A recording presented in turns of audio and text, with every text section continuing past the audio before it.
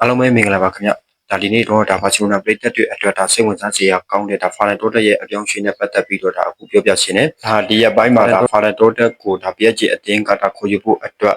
စိတ်ဝင်စားနေဆိုတဲ့သတင်းတွေလည်းထွက်ပေါ်နေတယ်။ဒါပေမဲ့ဒီသတင်းတွေနဲ့ပတ်သက်ပြီးတော့ဖာလန်တိုတက်ကိုယ်တိုင်ကအခုလိုပဲတုံ့ပြန်လိုက်တယ်။ပထမဦးဆုံးအနေနဲ့သူက PSG ရဲ့စိတ်ဝင်စားမှုအပေါ်ဘာမှမသိတယ်လို့အခုလက်ရှိချိန်မှာလည်းအဲ့ဒီအကြောင်းအရာနဲ့ပတ်သက်ပြီးတော့သူဘာမှစိတ်ဝင်စားဘူးလို့ပြောပြလာတယ်။သူ့အတွက်အရေးကြီးဆုံးကတော့မနက်ဖြန်မှာကစားရမယ်ပွဲစဉ်ဖြစ်ပြီးတော့အတင်းအတွက်ရမှတ်3မဲ့ရဖို့သူကအဓိကအာရုံစိုက်ထားတယ်လို့ဆိုပါတယ်ပြီးတော့နောက်ရာသီမှာဘာစီလိုနာအသင်းမှာဆက်ရှိမလားဆိုတဲ့မေးခွန်းအပေါ်ကိုလည်းသူကမနက်ဖြန်မှာကစားရမယ်ဂိပါရီနဲ့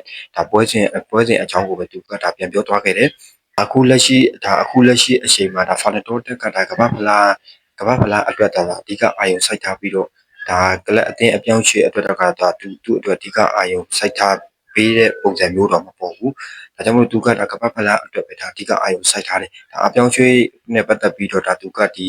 ကမ္ဘာဖလားပြီးမှသူဆုံးဖြတ်နိုင်တယ်လို့တော့သူ